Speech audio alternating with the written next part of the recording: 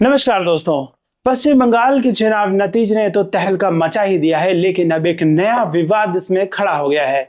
जी हां दोस्तों, तृणमूल कांग्रेस सुप्रीमो और पश्चिम बंगाल की मुख्यमंत्री ममता बनर्जी ने साफ कह दिया है कि वो इस्तीफा नहीं देंगी और उनका कहना है कि उन्हें जनादेश से नहीं बल्कि साजिश से हराया गया है। और अब जो सबसे बड़ा सवाल उठता है वो ये कि क्या कोई मुख्यमंत्री चुनाव हारने के बाद भी अपनी कुर्सी पर बनी रह सकती है?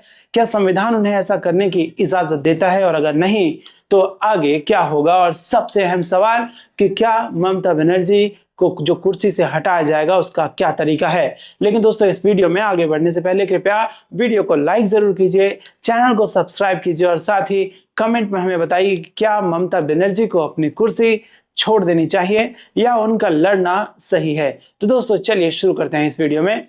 दोस्तों, पश्चिम बंगाल में पहली बार ऐसा हुआ है कि भाजपा की सरकार अब वहां पर बनने जा रही है। तृणमूल कांग्रेस का 15 साल का शासन अब यहां पर खत्म हो चुका है, लेकिन मंगलवार 5 मई 2026 को ममता बनर्जी ने प्रेस कॉन्फ्रेंस करके एक ऐसा ऐलान कर दिया है जिसने सबकी जो है वो नींद उड़ा दी है। जी हाँ दोस्तों, वो अपने पद से इस्तीफा नहीं देंगी। उन्होंने भाजपा पर चुनाव में गड़बड़ी करने का आरोप लगाया और साथ ही चुनाव आयोग को भी निशाने पर ले लिया। यहां तक कह दिया कि मैं चुनाव हारी ही नहीं हूं, इसीलिए लोक भवन से जाने का सवाल ही नहीं बनता है। अब अगर आप सोच रहे हैं कि क्या वाकई में कोई मुख्यमंत्री चुनाव हारने के बाद भी मनमानी कर सकता है, तो उसका जवाब यह है कि बिल्कुल नहीं। संविधान इतना लचर नहीं है कि वो इस प्रकार की हरकतों को अलाउ करे। आइए दोस्तों समझते हैं कानून क्या कहता है।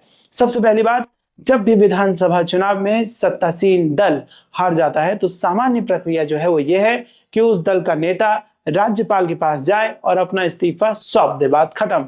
उसके बाद राज्यपाल सबसे बड़े दल को सरकार बनाने का न्योता देते हैं। लेकिन अगर कोई मुख्यमंत्री इस्तीफा देने से मना कर दे तो क्या होगा? इस वीडियो में सबसे बड़ा सवाल ये है।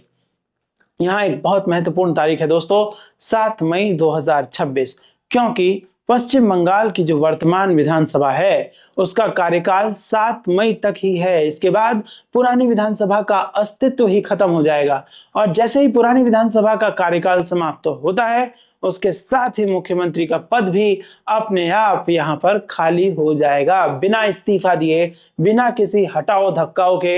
यानी 7 मई की रात 12 बजते ही ममता बनर्जी कानूनी तौर पर मुख्यमंत्री नहीं रहेंगी, उन्हें इस्तीफा देने की जरूरत ही नहीं पड़ेगी और वो अपने आप अपने पद से मुक्त हो जाएंगी। अब आप कहेंगे कि यदि वो मानने से इनकार कर दें और लोकसभा में भी लोक भवन में बैठी रहें तो उस स्थिति के लिए भी संविधान के पास प्रावधान है। अगर मुख्यमंत्री हार मानने से इनकार करता है और पद नहीं छोड़ता है तो राज्यपाल के पास शक्ति है कि वो उसे बर्खास्त कर दे। जी हाँ दोस्तों, बर्खास्त कर सकते हैं राज्यपाल।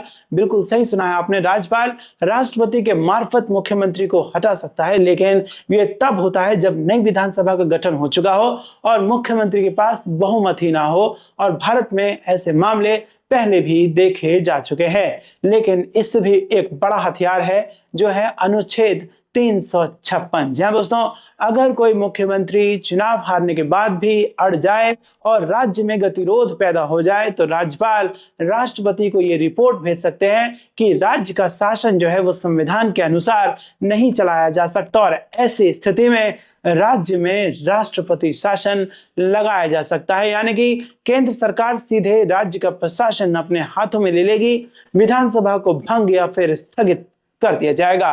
बंगाल के मामले में देखा जाए तो फिलहाल स्थिति बेहद साफ है कि 7 मई के बाद पुरानी सरकार अपने आप यहां पर खत्म हो जाएगी और फिर राज्यपाल जो है वो भाजपा को सरकार बनाने के लिए आमंत्रित करेंगे।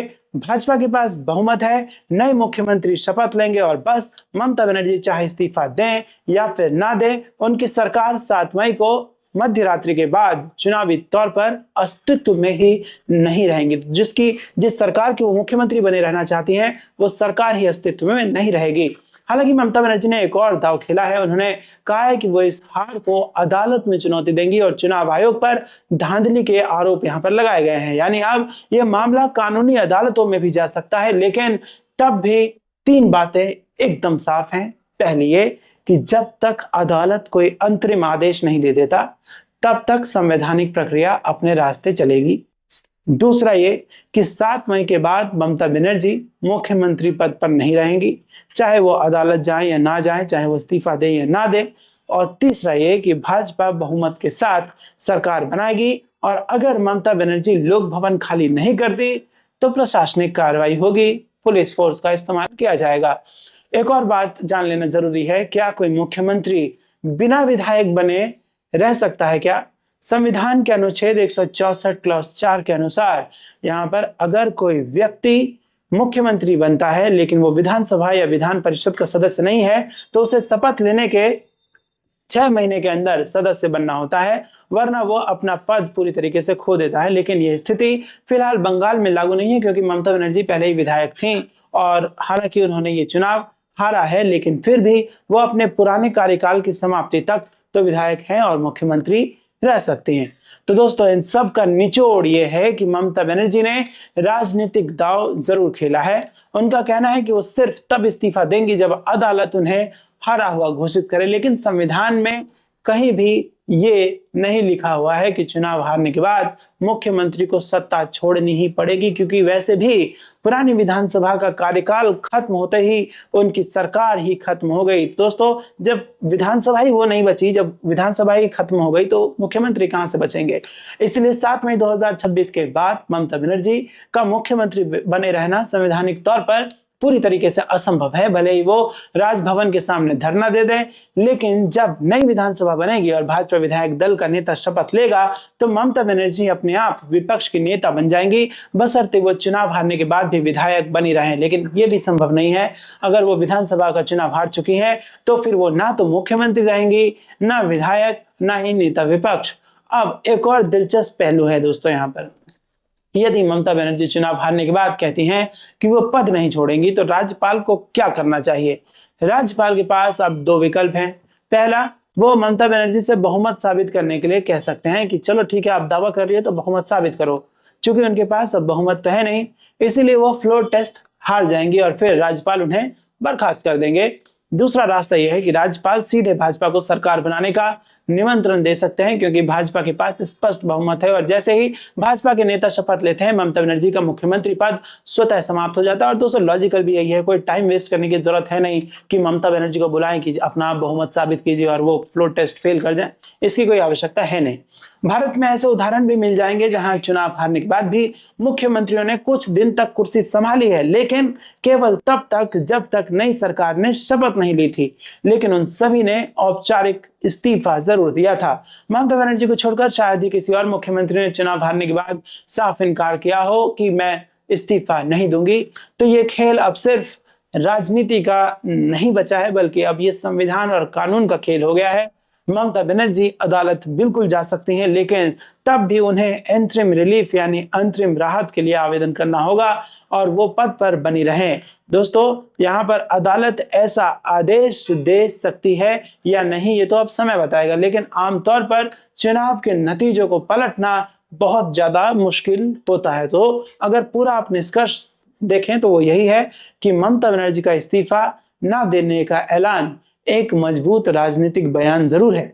वो उनके समर्थकों को संदेश देता है कि वो लड़ती रहेंगी, लेकिन कानून और संवैधानिक तौर पर 7 मई 2026 के बाद वो मुख्यमंत्री नहीं रहेंगी। 7 मई 2026 के 12 बजते ही फुल स्टॉप, भले ही वो इस्तीफा दें या फिर ना दें। अब ये देखना दिलचस्प होगा कि क्या वो अदालत जाती हैं, क्या राज्यपाल कोई कदम उठाते हैं या फिर भाजपा बिना किसी घटना के ही सत्ता में आ जाती है। यह मामला भारतीय लोकतंत्र के इतिहास में एक और मिसाल जरूर कायम करेगा। और ये वीडियो अगर आपको जानकारी से भरपूर लगा हो तो दोस्तों, आपसे विनम्र निवेदन कि आप इस वीडियो को लाइक जरूर करें, चैनल को सब्सक्राइब करके घंटी दबाएं ताकि हर नया अपडेट आपके मोबाइल में नोटिफिकेशन के जरिए पहुंच जाया करे। और कमेंट में अपनी राय हम तक जरूर पहुंचाएं कि क्या ममता बनर्जी को इस्तीफा देना चाहिए या संविधान को लेकर उनकी ये जो लड़ाई है वो सही है और उनको लड़ते रहना चाहिए। कमेंट में अपनी राय बताइए।